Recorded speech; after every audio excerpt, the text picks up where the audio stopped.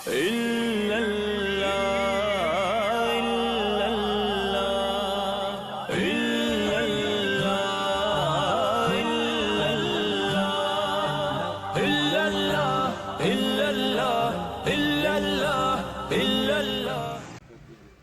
ایھا الذین آمنوا صلوا علیہ وسلموا تسلیما الصلاۃ والسلام علیک یا سیدی یا رسول اللہ وعلی آلک وصحبک یا خاتم النبیین باب گرامی القدر نبی کریم اور حضور نبی صلی اللہ علیہ وسلم کا نام نامی میں گرامی آئے تو محبت اور عقیدت کے ساتھ درود و سلام پڑھ لیا کریں کہ یہی وہ وظیفہ ہے کہ جس کی وجہ سے اللہ عز و جل نیکیاں عطا کرتا ہے، اور یہی وہ وظیفہ ہے کہ جس کی وجہ سے اللہ تعالیٰ ہماری خطاؤں کو معاف فرماتا ہے، اور یہی وہ وظیفہ ہے کہ جس کی وجہ سے اللہ تعالیٰ درجات میں بلندیاں عطا فرماتا ہے۔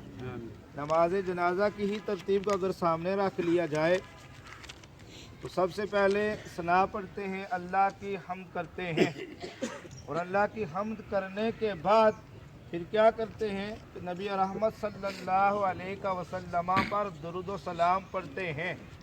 یہی وہ وظیفہ ہے جو نماز جنازہ کا بھی حصہ ہے اور نماز کا بھی حصہ ہے۔ تو جب بھی نبی پاک صاحب اللہ صلی اللہ علیہ وسلم کا نام نامی آئے تو محبت کے ساتھ، عقیدت کے ساتھ کریم آقا تاجدار کائنات صلی اللہ علیہ وسلم پر درود و سلام پڑھ لیا کریں۔ تو احباب گرامی القدر، جس مجلس میں، جس محفل میں درود پاک پڑھا جاتا ہے وہاں یقیناً اللہ کی رحمتوں کا نزول ہوتا ہے۔ تو نماز جنازہ تو یہ ایک ایسا اجتماع ہوتا ہے کہ جانے والا اعلان کر رہا ہوتا ہے کہ آج میں جا رہا ہوں، کل تمہیں بھی سفر پہ روانہ ہونا ہے۔ تو یارو جب زندگی کے اختتام کا وقت آتا ہے تو پھر کسی کو یہ نہیں پتا کہ کس مقام پر میری زندگی کی شام ہو جائے گی۔ تو احباب گرامی القدر، یہ ہمارے بھائی انہوں نے یہاں ایک وقت گزارا ہے، آپ لوگوں کے ساتھ ان کا تعلق بھی رہا، پڑوس بھی رہا، ان کے ساتھ روابط بھی رہے۔ تو زندگی میں چھوٹی موٹی باتیں بھی ہو جاتی ہیں، معاملات بھی ہو جاتے ہیں، لیکن ایک چیز یاد رکھنا، معاملات بھی ہوتے ہیں، اختلافات بھی ہوتے ہیں، زندہ بندے کے ساتھ ہوتے ہیں۔ جب بندہ فوت ہو جائے تو میرے اور آپ کے کریم آقا نے فرمایا اس کی اچھائیاں بیان کیا کریں، اس کی اچھائیاں بیان کیا کریں۔ جب جانے والے کی تم اچھائیاں بیان کرو گے تو اللہ کی بارگاہ میں جانے والے کے لیے تمہاری طرف سے یہ بڑی خوبصورت گواہیاں جب اللہ کی بارگاہ میں پیش ہوں گی تو اللہ تعالیٰ جانے والے کے آنے والے معاملات میں آسانیاں پیدا فرمائے گا۔ پھر ہمارے یہ بھائی خوش نصیب ہیں، ایک طرف دیکھیں تو حرمت والا مہینہ نصیب ہو رہا ہے، رجب المرجب کا مہینہ نصیب ہو رہا ہے، اور دوسری طرف دیکھا جائے جمعے کا دن نصیب ہو رہا ہے۔ میرے اور آپ کے کریم آقا نے فرمایا کہ میری امت میں سے جس شخص کو اللہ جمعے اور جمعرات کا دن عطا فرمائے گا، فرمایا قبر کے معاملات میں اللہ تعالیٰ اس دن کی برکت سے قبر کے معاملات میں اس کے لیے آسانیاں پیدا فرمائے گا۔ احباب گرامی القدر، حرمت والا مہینہ بھی نصیب ہو رہا ہے اور دوسری طرف جمعے کا دن بھی نصیب ہو رہا ہے۔ اللہ کی بارگاہ میں دعا کرتے ہیں کہ اللہ تعالیٰ ہمارے اس بھائی کی قبر کے معاملات میں آسانیاں پیدا فرمائے، اللہ تعالیٰ ان کے آنے والی منازل میں آسانیاں پیدا فرمائے۔ اور ایک بات یاد رکھنا، ایک طرف برادری ہے، قبیلہ ہے، خاندان ہے، علاقہ ہے، اپنی جگہ ہے، لیکن ایک مسلمان کے دوسرے مسلمان پر کچھ حقوق ہیں۔ وہ حقوق برادری کی وجہ سے نہیں، وہ حقوق قبیلے کی وجہ سے نہیں، وہ حقوق علاقے کی وجہ سے نہیں، وہ حقوق کس وجہ سے ہیں؟ لا الہ الا اللہ محمد رسول اللہ۔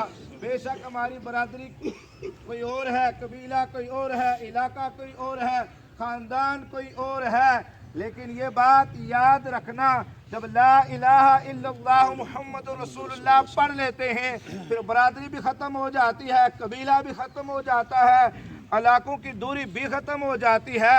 پھر ایک چیز جس پہ ہم سب ایک ہیں، وہ ایک کیا ہے؟ لا الہ الا اللہ محمد رسول اللہ۔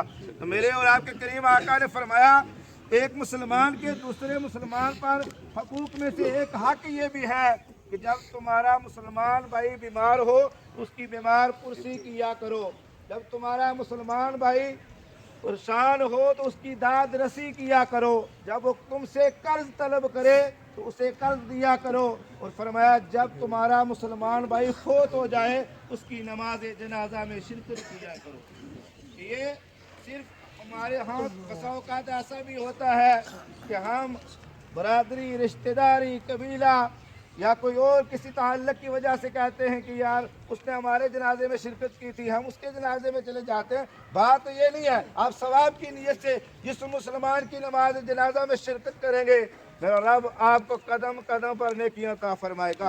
اللہ تعالیٰ کی بارگاہ میں دعا ہے کہ اللہ تعالیٰ جانے والے ہمارے اس بھائی کی بخشش فرمائے، ان کی مغفرت فرمائے، ان کے بچوں کو یہ صدمہ برداشت کرنے کی ہمت اور طاقت عطا فرمائے، اور اللہ تعالیٰ جن جن احباب نے ان کے ساتھ جس طرح کا بھی تعاون کیا اللہ تعالیٰ سب کو دین و دنیا کی عزت عطا فرمائے، دین و دنیا کی نعمتوں سے مالا مال فرمائے۔ نماز جنازہ کی نیت سماعت فرما لیں، 4 تکبیرات نماز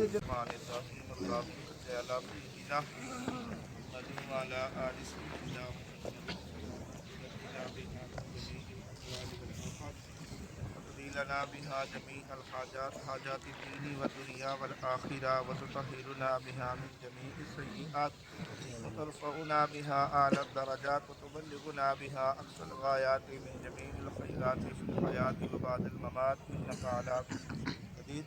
ہماری علاج اپنی کلمات طیبات پڑھی گئی سورہ یاسین شریف، سورہ فاتحہ شریف، سورہ اخلاص شریف، بسم اللہ شریف، درود پاک کا ورد کیا گیا، نماز جنازہ ادا کی گئی، مولا قدس اللہ کا ثواب پاک بارگاہ میں پیش کرتے ہیں، قبول فرما۔